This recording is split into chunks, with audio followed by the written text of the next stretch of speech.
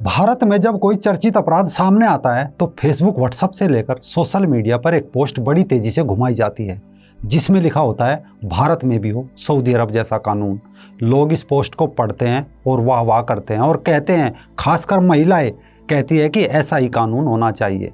लेकिन कैसा है सऊदी अरब का कानून, या इस्लामिक कानून या शरीयत कानून, जिसे भारत में लोगों के दिमाग में आहिस्ता आहिस्ता घुसेड़ा जा रहा है। नमस्कार दोस्तों, रंग दे बसंती में आपका एक बार फिर से स्वागत है। मैं हूं राजीव चौधरी।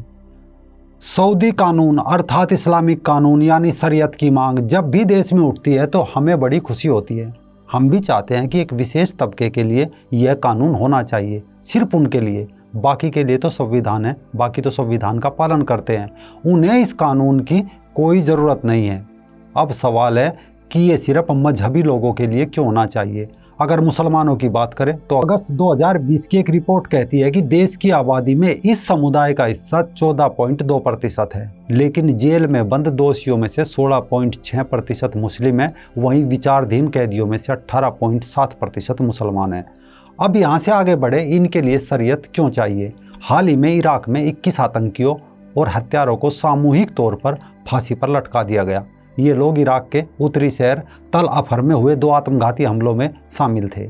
इन हमलों में दर्जनों लोग मारे गए थे, यानी 24 लोग इन हमलों में मारे गए थे और बदले में 21 लोगों को फांसी दी गई। सुनकर हर किसी को अच्छा लगा होगा, लेकिन भारत में क्या ऐसा हो सकता है? क्योंकि भारत में जब जब आतंकियों की बात आती है तब तब शरीयत भूल जाते हैं और इन्हें भटके हुए मटके हुए मुस्लिम बता जाने लगता है। इराक में 1 दर्जन लोग कुल मारे गए थे और बदले में 21 को फांसी दे दी गई, लेकिन भारत में हजारों लोगों के कातिल याकूब मेनन को मासूम बताया जाता है और बुरहान वानी को हीरो बना दिया जाता है। तब शरीयत को अफीम सुंघाकर सुला दिया जाता है। लेकिन जैसे ही रेप आदि की कोई घटना होती है और घटना में खासकर शामिल अपराधी विशेष समुदाय से ना जुड़े हो, तो फिर सारे मौलवी मौलाना एक स्वर में कहते हैं कि जनाब सारे अपराध खत्म करने हैं तो शरीयत कानून लागू करो। और शरीयत के फायदे इस तरह बताए जाते हैं जैसे साइकिल पर एक चूरन बेचने वाला जो हर मर्ज का इलाज अपने चूरन द्वारा ठीक होने का दावा करता है। अगर भारत में सऊदी अरब जैसा कानून मुस्लिमों के लिए होगा तो जेल में 18% का क्या होगा। थोड़ा शरीयत की चाशनी में उनके गुनाह का न्याय देख लिया जाए। किसी मासूम से रेप शरीयत में एक बड़े अपराध में रखा जाता है। इसके लिए दोषी को सार्वजनिक स्थल पर ले जाकर सबके सामने सिर कलम कर दिया जाता है। इतना ही नहीं, शरीयत कानून के अनुसार सऊदी अरब में चोरी करने के बाद पकड़े जाने पर पब्लिकली हाथ काट दिया जाता है और अपने पति से पत्नी के संबंध ना रखने पर महिला को पत्थरों से मार मार कर जान लेने की सजा दी जाती है। पति के कितनी भी महिलाओं से संबंध हो, इससे शरीयत को कोई फर्क नहीं पड़ता। अगर आज भारत में देखा जाए तो जेल में बड़ी संख्या में ये लोग चोरी के आरोप में बंद है। अब इनके फैसले के लिए कितने मौलाना ये कहेंगे कि शरीयत के अनुसार इनके हाथ का क्या किया जाए। सऊदी अरब में शरीयत के अनुसार विवाहित महिलाएं गैर मर्दों से नहीं मिल सकती। वहाँ की महिलाएं जब भी किसी पब्लिक पैलेस में जाती है तो उनके साथ घर का एक पुरुष सदस्य भी जाता है, अन्यथा वो कानून तोड़ने के दायरे में आता है और उस पर सामूहिक कोड़े बरसाए जाते हैं। अब अगर इस हिसाब से कैटरीना कैफ, आरफा खानम शेरवानी, शबाना आजमी का वहाँ क्या हाल किया जाता, आप अंदाज़ा लगा लीजिए। सऊदी अरब में महिलाएं जहाज़ तो उड़ा सकती है लेकिन कार नहीं चला सकती। पूरे देश में महिलाओं के कार ड्राइविंग पर पाबंदी है। इस देश में लोग वैलेंटाइन डे भी नहीं मना सकते। देश के दुकानदारों को दिल के आकार रखने की कोई भी चीज़ पर रोक है। इसे मजहब खतरे में आ जाता है। हाँ, AK-47 चाकू छुरे खूब रखो, बेचो, कोई दिक्कत नहीं है। दिक्कत तो प्लास्टिक के दिल से हो जाती है।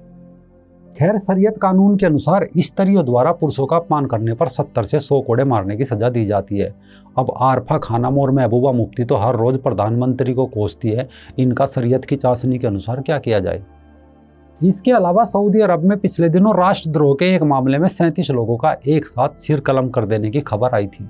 शरीयत के अनुसार देखें तो खुलेआम भारत में तो पाकिस्तान के झंडे फहराए जाते हैं, पाकिस्तान की जय बोली जाती है, देश को गाली दी जाती है। किसी मौलाना को राष्ट्रगीत से एलर्जी है तो किसी को राष्ट्रगान से खाज होती है। 4 दिन पहले ही कश्मीर में राष्ट्रध्वज का अपमान किया गया था। इनकी सज़ा शरीयत के अनुसार हो या संविधान के अनुसार, अगर ये सवाल पूछ लिया जाए तो सभी दाढ़ी पर हाथ फेर कर कहेंगे, मियाँ हम तो संविधान में विश्वास करते हैं। अब इससे आगे बढ़े तो सऊदी अरब में शरीयत के अनुसार महिलाओं को हर समय हिजाब में रहना पड़ता है।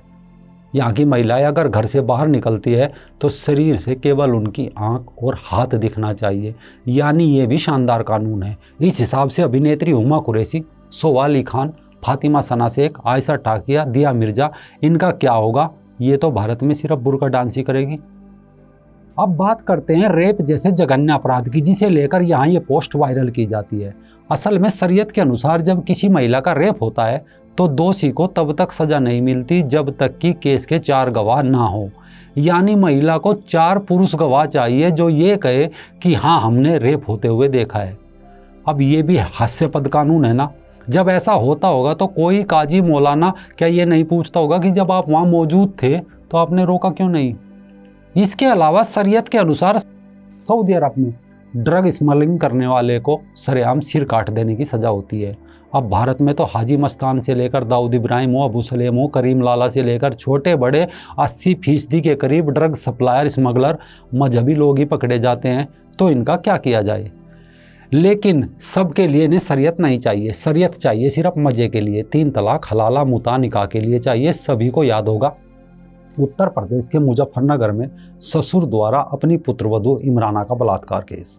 वैसे तो इस्लाम में बलात्कार की सज़ा मौत है, लेकिन वो सऊदी अरब में है। भारत में तो जब इमराना नाम की एक महिला का बलात्कार ससुर ने कर दिया, जिसकी शिकायत इमराना ने अपने शोहर से की, फिर इमराना के मायके वालों ने पंचायत बुलाई जिसमें शरीयत के तहत फैसला सुनाया कि अब इमराना को अपने पति को तलाक देकर अपने ससुर से निकाह करना पड़ेगा और अपने पति को अपना बेटा मानना पड़ेगा। यानी साफ बात यह है कि व्यक्तिगत जीवन का आनंद समझे जाने वाले सभी स्रोत खुले रखने के लिए शरीयत कानून की जरूरत भारतीय मुसलमानों को है। किंतु जब चोरी जैसे अपराध में, बलात्कार जैसे अपराध में शरीयत के मुताबिक हाथ काटने या मारने की बात आए तो शरीयत को भूलकर भारतीय संविधान में आस्था जताते हैं। मौलवी जानते हैं कि शरीयत की आड़ में महिलाओं का शोषण करके, मजहब के बहाने कहीं शादियाँ करके, अपने वासनाओं की पूर्ति करके बच्चे पैदा करना है, वरना शरीयत के अनुसार मुस्लिम महिला वोट भी नहीं डाल सकती। शरीयत के अनुसार तो हज यात्रा पर मिलने वाली छूट भी हराम है, लेकिन भारत में करीब 50,000 रुपये मिलते हैं, वो हराम नहीं है। इसके उल्टा अगर यहाँ हराम है तो राष्ट्रगान है, होली दिवाली की शुभकामनाएं देना है, मंदिर की आरती की आवाज़ हराम है, वंदे मातरम कहना हराम है।